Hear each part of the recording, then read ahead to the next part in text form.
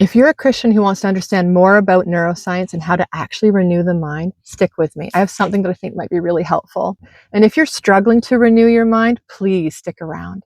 I'm going to show you something that I share with my clients. If my hand was your brain, the wrist would be the brain stem where basic biological functions happen, unconscious ones, like heart rate and breathing. And then if I were to take my thumb and put it underneath, my thumb would represent the amygdala and the emotional reactive part of the brain. This is the fight, flight, freeze. This is survival, and this is emotions.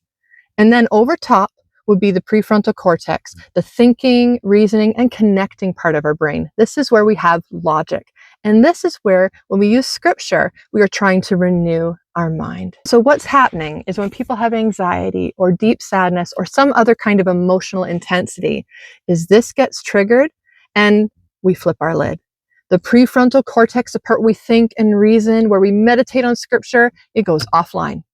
And that is really hard to get back down until this feels safe. And what happens when we give people advice before understanding is we actually make this worse, because shame is inherently triggering. Shame does not feel safe. God actually wired us to have a survival response when we feel ashamed. However, when we show compassion and understanding and validate people, when we show empathy, like Jesus, our great high priest who empathizes, who listened generously to people and met them in their struggles and suffering, guess what happens? This actually gets soothed and calms down. And then the prefrontal cortex comes back online. And people can think clearly again. They can connect with rational thought again.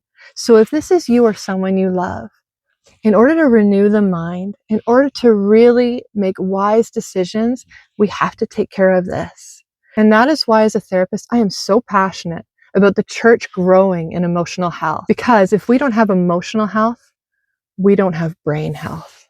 We don't have mental health and wellness.